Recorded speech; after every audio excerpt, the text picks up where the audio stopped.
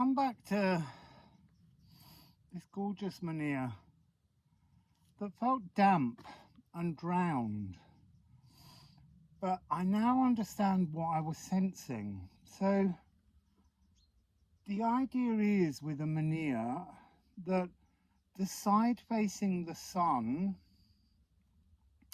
provides life force, but for that life force to be materialized in the physical, it needs the damp, it needs the moisture. It's like this is the Akash, this side facing north, and the other side provides the frequency, the energy. It's really fascinating. It was all part of a download last night.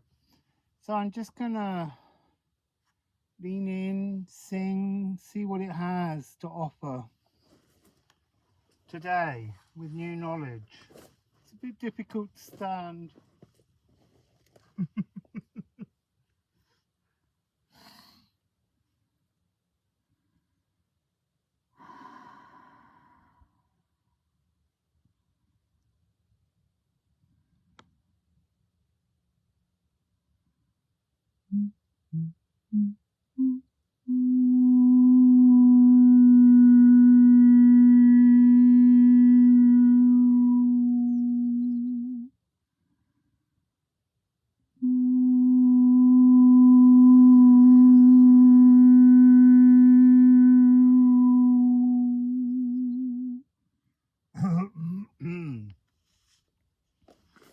So leaning in, it's like a gateway to another dimension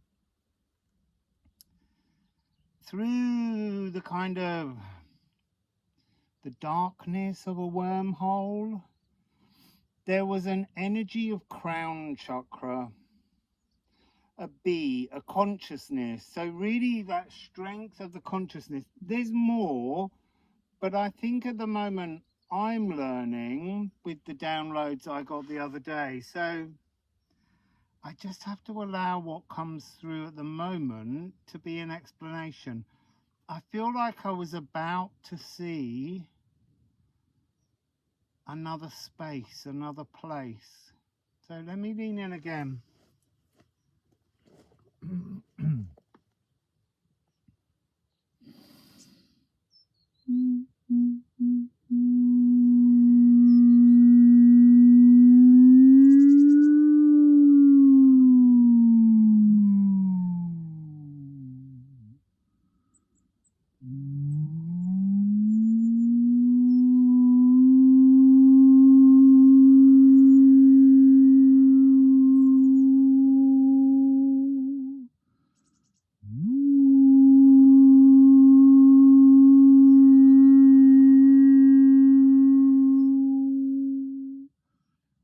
So now I'm seeing, thank you,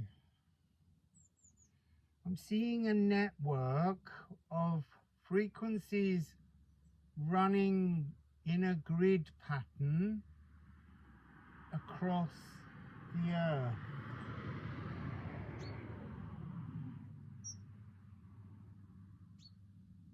Right across the earth. Wow. That's completely fascinating. So I think I have to turn this off because it's electrics and they like non-electric. So I'll be back. So really interesting. It's looking into a window, but it has to be the north side. I find that really interesting.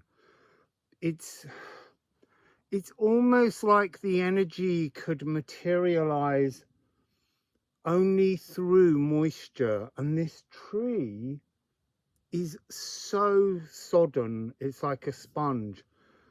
And inside, I want to kind of say at first there was an energy where I saw sort of like greys, but they weren't grey, they were kind of purple.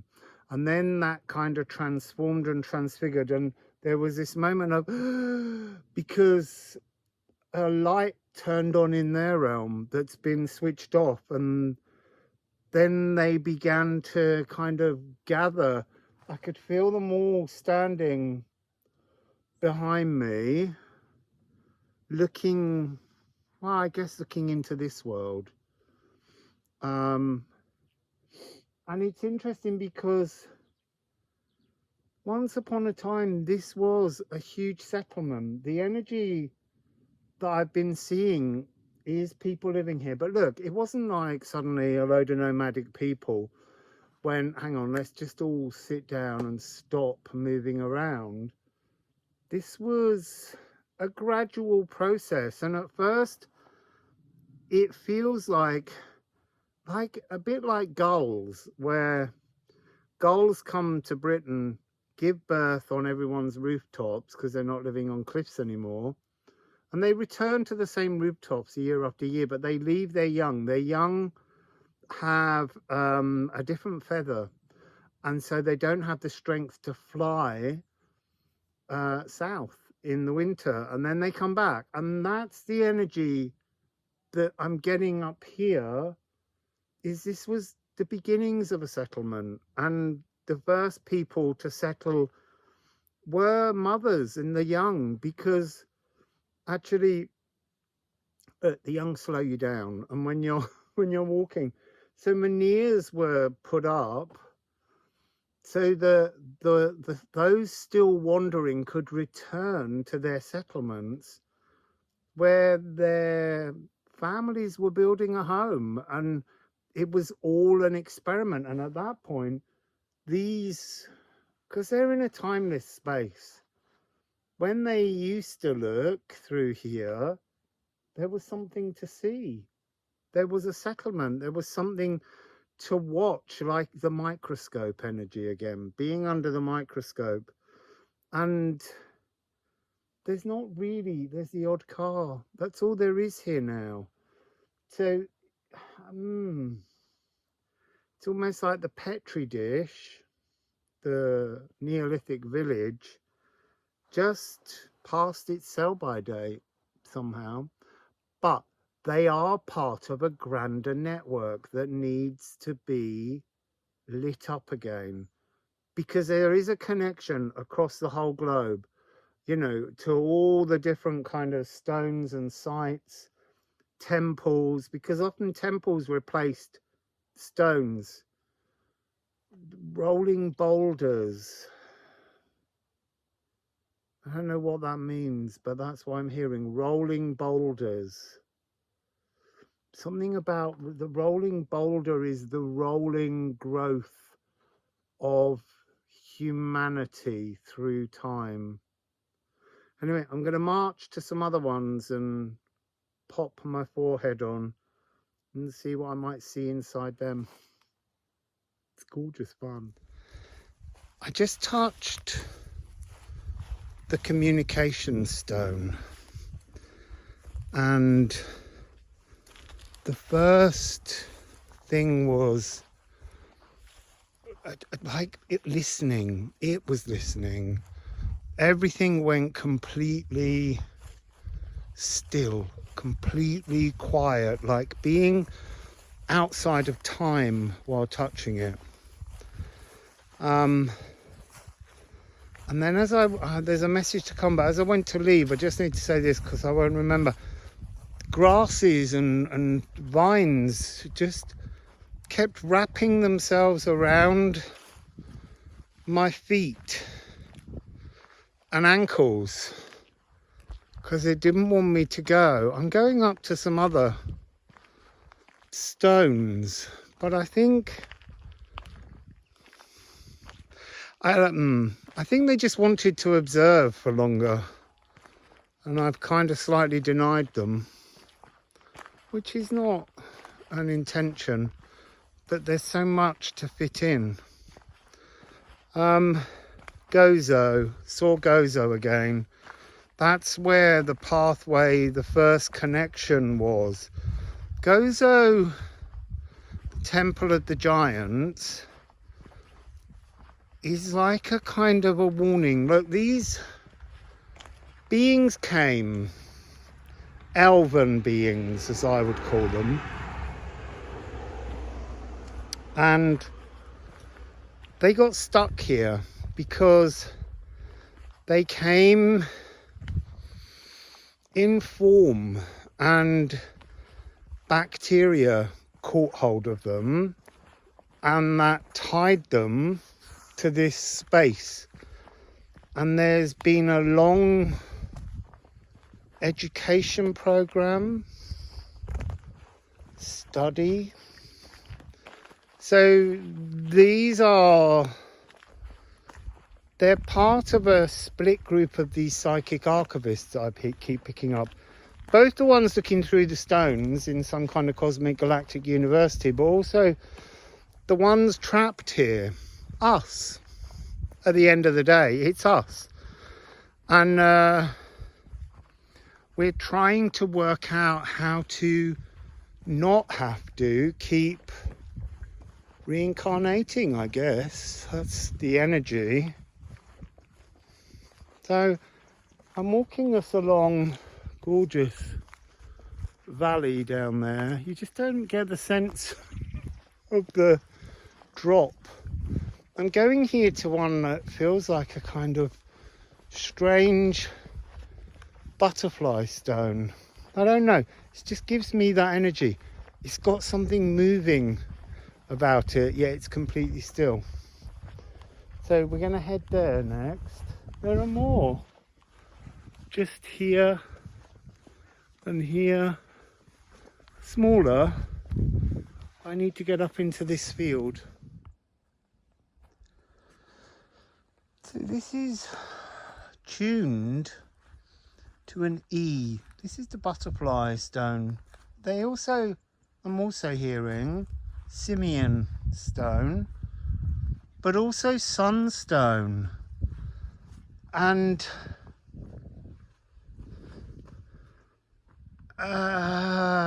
something that was beneath the sea, composed of sea creatures somehow.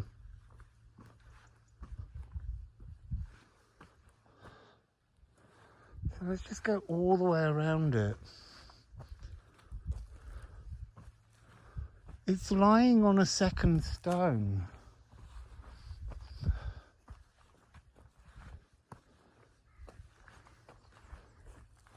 And then there's a third stone here with the gorse. And I just fell down a hole.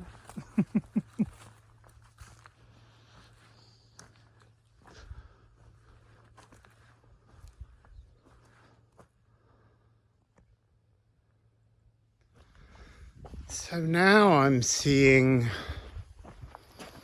windows in the sky. I'm seeing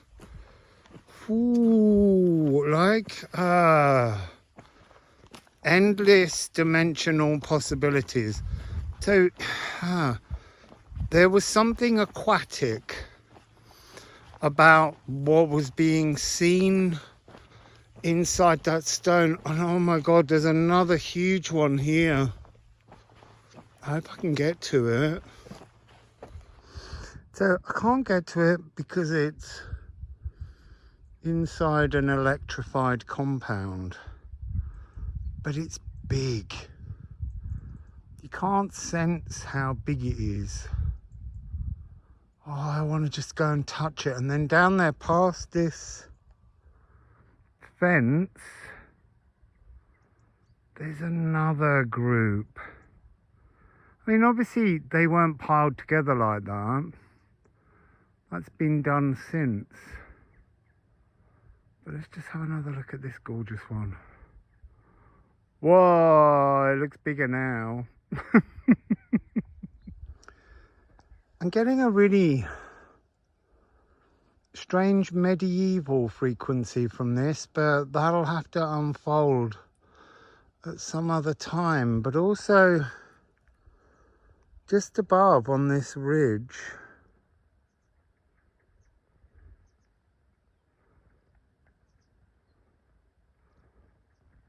look at all of those. I'm picking up a story, an energy, a possibility.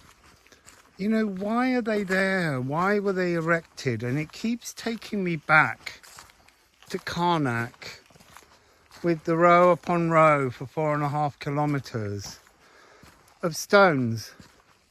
And when I was there was this sense that because of dolmens and finding bones in there is a sense of them being graves, and yet they're a celebration of life somehow. That's the energy I got. And with each birth in Karnak, you erected a new stone.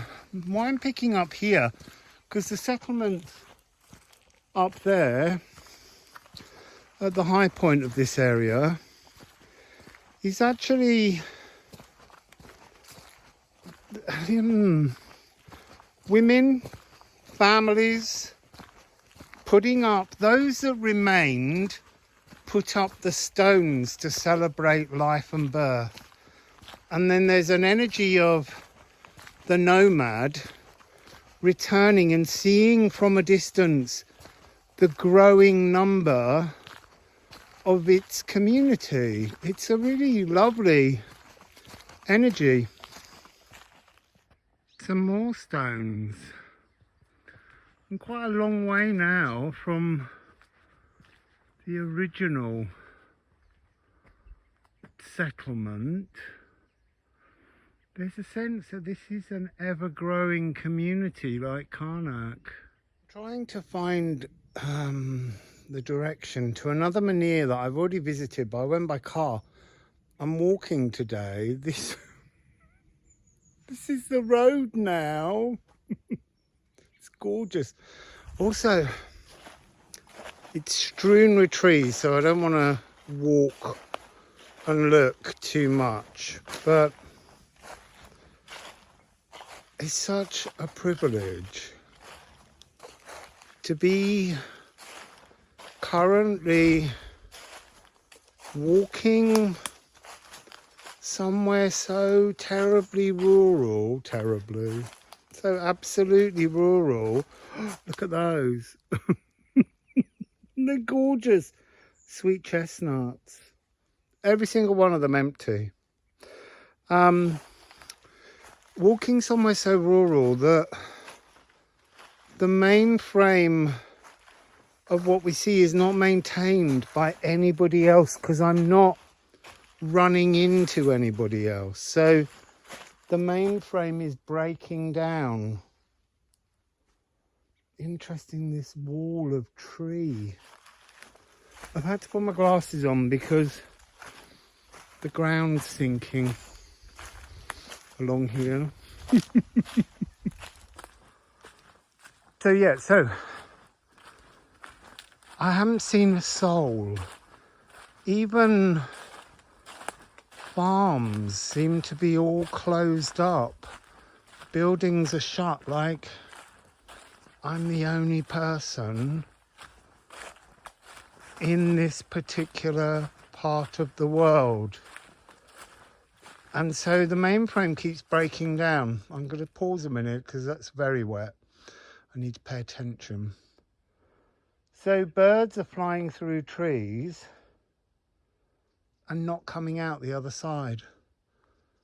Or moths, insects, just all passing through an illusion of the natural world.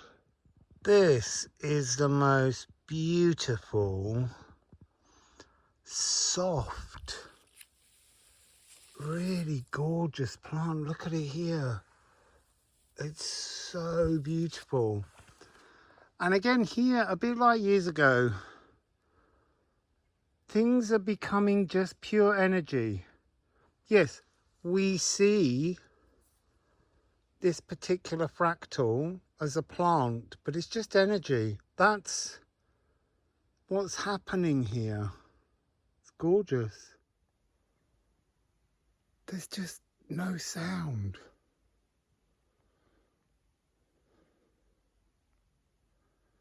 Some very distant birds. But There's not even any movement in the branches. This is a very special stone, and I've walked a very long way. It's taken me 2 hours. But it's been the most blissful, calm, wonderful journey. So, this is a shaman stone, a trinity stone, a cutting stone. This is a hermit stone. Oh, it's got such beautiful moss on this ridge. So it has 3 sides, and they seem to perform a special kind of magic. It's very different to all the other stones. It's not round, it's 3-sided. So a trinity stone, the trinity of the sun. Somehow I'm hearing the energy, the trinity of time. Past, present and future? I don't know. Timelessness. You can cut through time and dimensions with this particular stone. And just here, there's a whole series of boulders. And they feel like,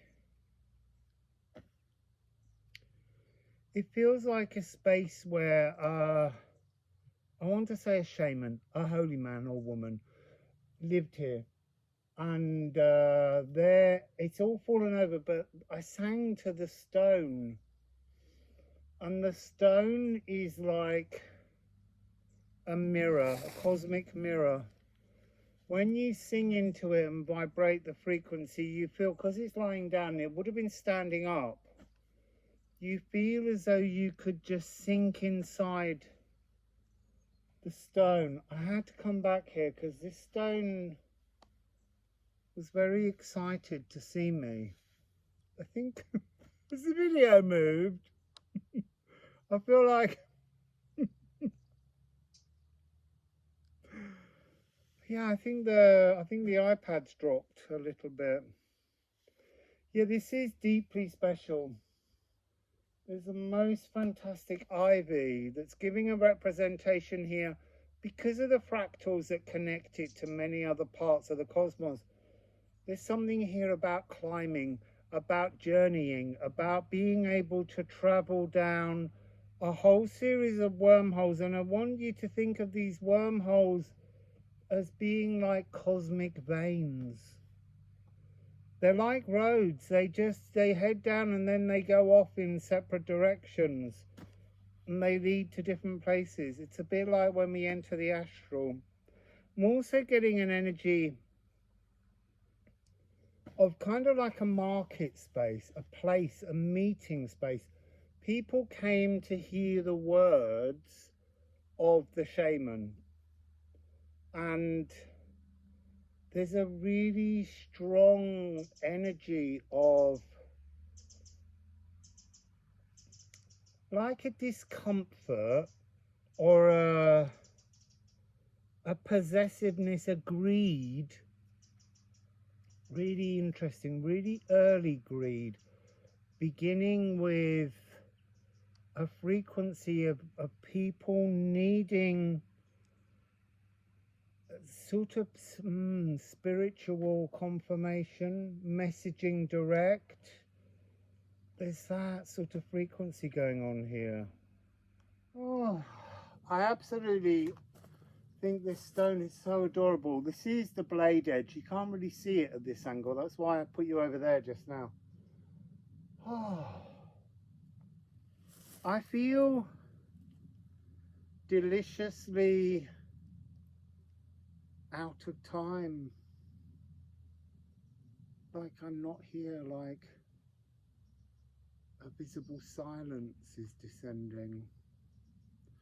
And I can't stay here for long because it's a long walk back and I need to set off before the sun goes down. So just going to give this stone a little tune. I'm going to sing my cosmic lullaby to it.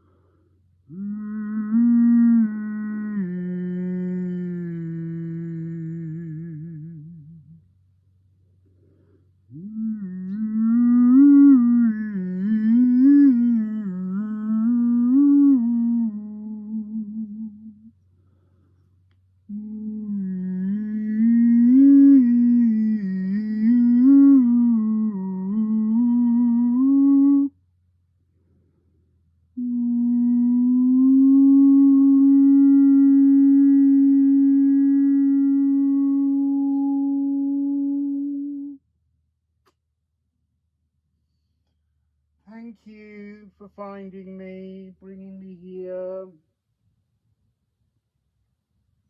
You are so beautiful. And I got a lot more stones to see, but I'd like to come back to you. It's so gorgeous. So absolutely gorgeous.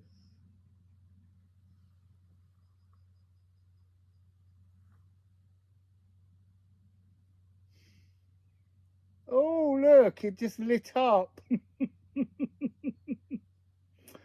Oh, what a magical stone. There were so many things I wanted to say and share, but it feels like that stone's so beautiful. It feels like it just squeezed a load of old nonsense out of my brain, and I'm having another moment where feeling stoned. Oh my God, I think I've got a manure addiction. So all of this area, and there are more stones. My stone's just there, just behind that tree. This was some kind of meeting place. I don't think I expressed this properly. Was overwhelmed, stone overwhelmed. People would gather here, they would exchange goods, things they'd grown. It was like a kind of market space place, but also they came to see the shaman. And the shaman was teaching them how to connect. Oh, with the stones. Oh my goodness. And then that inspired them to create their own stones for inspiration, to get messages, to be inspired. It was the stone mirror, the oracular tablet. See, now it's all making sense. And much as I do absolutely adore you all, I have to stop making this video now because I have to float back. So, wow!